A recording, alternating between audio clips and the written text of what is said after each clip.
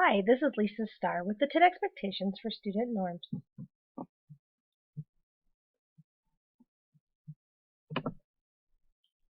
Relationships. As a teacher, I need to ask myself, have I taken the time to get to know each of my students?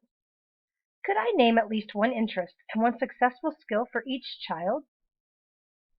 This could be learned through interest surveys given at the beginning of the year, as well as through conversations that I would have with individual students during a student conference time or during lunch with small groups of students.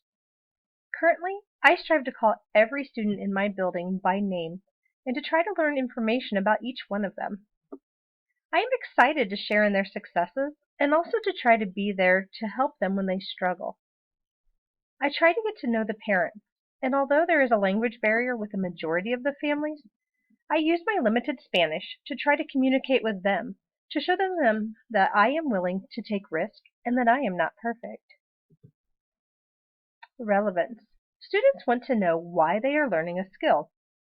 It is important to tie what they are learning with when they will apply it in real life. If students can see a reason to learn the material, they will be more likely to attend to the learning that I am trying to teach them. Time.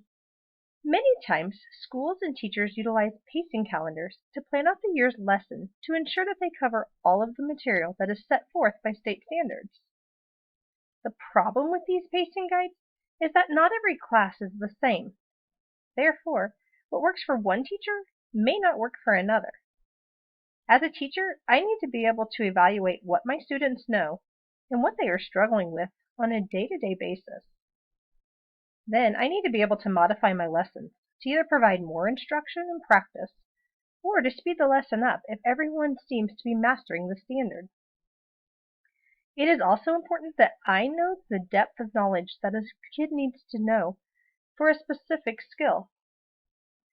To do this, I need to have unpacked the state standards to totally understand what is asked of each child. Timing. All students are unique, and so are their learning styles. A multiple intelligence survey can be given to determine what delivery of instruction is best for each student. While I cannot deliver content in multiple ways for each lesson, it is a good idea to know my students' learning strengths so that I can make appropriate accommodations for different assignments that we do. The sequence in which a student learns a skill might be different than another student's process. These differences should not only be accepted, but should be celebrated and shared so that other students may try them out as well.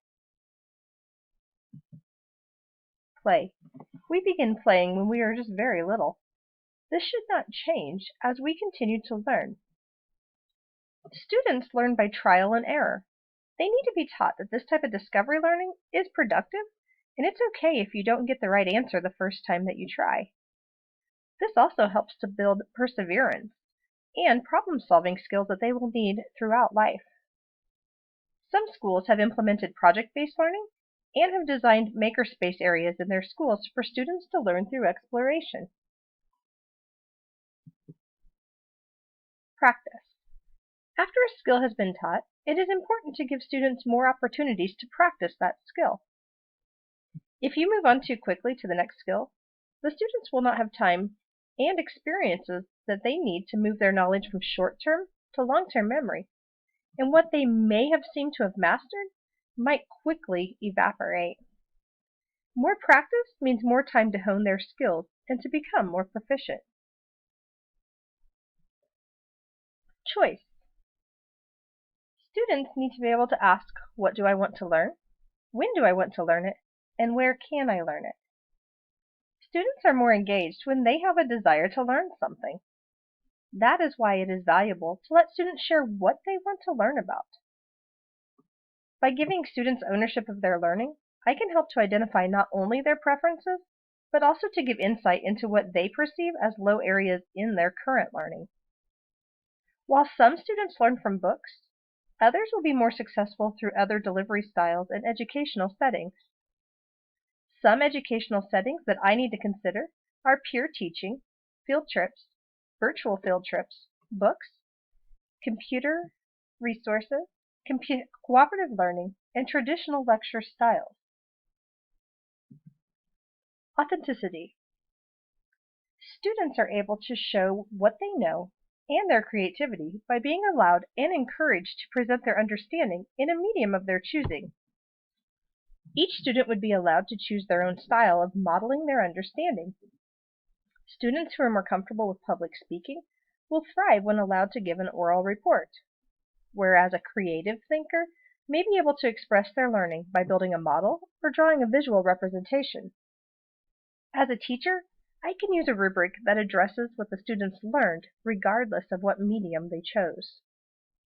Following the completion of a project, student work can be shared by hosting a museum night where parents, school staff, and community members are invited to come view what students are learning.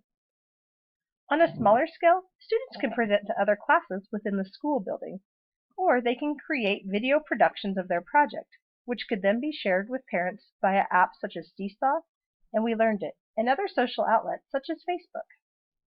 The main takeaway is that students are demonstrating their learning in a style of their own choosing, also giving them more ownership of their learning. Challenge. The students need to be asking, am I completing tasks just to be finished? Or, am I being pushed to stretch my thinking? By utilizing differentiation, I as a teacher can ensure that they are challenging all students in my classroom. This can be difficult and must be thought out and planned far ahead of the lesson. It is not something that I can do on the fly. When students aren't challenged, I will lose student participation and motivation, which can lead to behavior problems and a lack of involvement. Application. Students want to know if their learning will be used in real life. When they get to apply their learning to real-life situations, it creates a hunger for learning and helps to improve student attitudes toward new skills. As a teacher, it is important that I create opportunities for students to apply their learning to situations so they feel successful in their accomplishments. As educators, we chose this profession because we believe that every student can learn. We should dedicate our efforts to upholding these 10 expectations for student norms because every one of our students deserves it.